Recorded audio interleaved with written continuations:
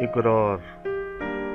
एक रात चांद अपने साथ कुछ सितारों को लेकर मेरे पास आया और मुखातिब हुआ। मुझसे तुम्हारी ये बेताबी देखी नहीं जाती, अब मुझे तुम्हारी ये एहतियात भी बिल्कुल नहीं भाती। अगर तुम कहो तो मैं अपनी चांदनी के हाथों तुम्हारे गुलाबों से महकते इकरार को उस तक पहुंचा दूं। मेरी चांदनी से वो अक्सर बातें करती है, मुझसे भी कई मासूम से सवालात करती रहती है।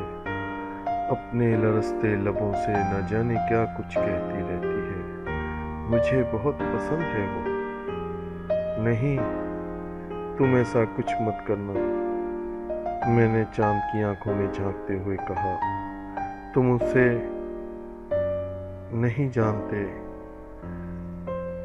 उसके बारे में कुछ नहीं जानते, मैं उसे अच्छी तरह जानता हूँ। बहुत हसास है वो और बहुत उलझी हुई भी।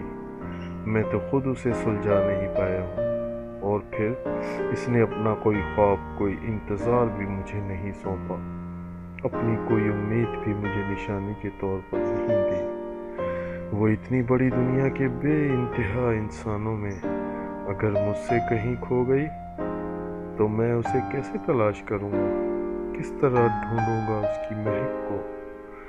और फिर मैं इसकी उंगलियों की हरारतों से और उन मासूम लफ्ज़ों से जो वो मेरे नाम करती है महरूम होना नहीं चाहता। इसलिए प्लीज़ तुम ऐसा कुछ न करना।